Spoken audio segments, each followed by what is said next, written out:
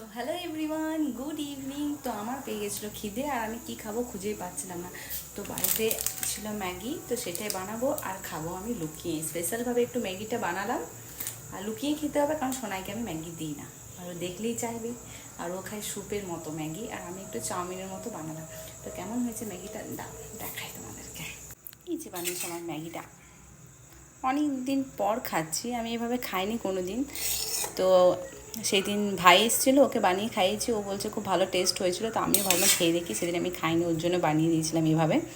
তো দেখি খেয়ে কেমন। আমার ম্যাগি হয়ে গেছে এখন রেডি, চলো খাওয়া যাক ওই বাড়িতে লুকিয়ে লুকিয়ে। তো আমি চলে এসেছি এখন ওপরের রুমে, আর শোনা আছে বেডরুমে। তো আমি এখন বেডরুম যাচ্ছি না, এখানে খেয়ে পড়ে তারপরেই যাব। আর এতটা জানি না খেতে পারবো কিনা, খাই না তো, কম একটু খাবো। আর দেখো একটুর জন্য গেলাম রান্নাঘরের কি অবস্থা হলো, খেয়ে মনে হচ্ছে ওইদিকে যাবোই না।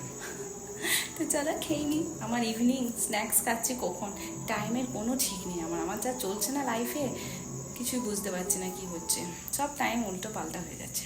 তো চলো এখন বাই, খেয়ে নিই। তোমাদেরকে টেস্ট করতেও জানাতে ভুলে গেছি কীরকম হয়েছে, খাইনি এখনো, তো খেয়ে দেখি চলো কীরকম হয়েছে।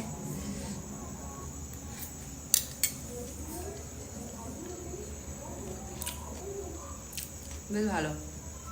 তো তোমরা বলবে যে আমি নিজে রান্না করছি আর নিজেই ওয়াও বলি, সেটা না। আমার না নিজের হাতের বানানো খাবারই বেশ পছন্দ হয়।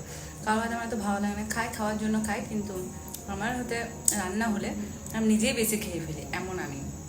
যেখানে যে ওই জন্য আমি রান্না করেই খাই, বেশি খেয়ে ফেলি। আর যদি অন্য কেউ যদি রান্না করে তো ঠিকই আছে, ওই জন্য আমার ডাইটিং হয়ে যায়, কারণ কম খাই। তো চলো এখন সবটা খেয়ে নিই, আমার অনেক কাজ আছে, কারণ সোনাইকে আবার পড়াতে হবে। তো এখনকার মতো বাই।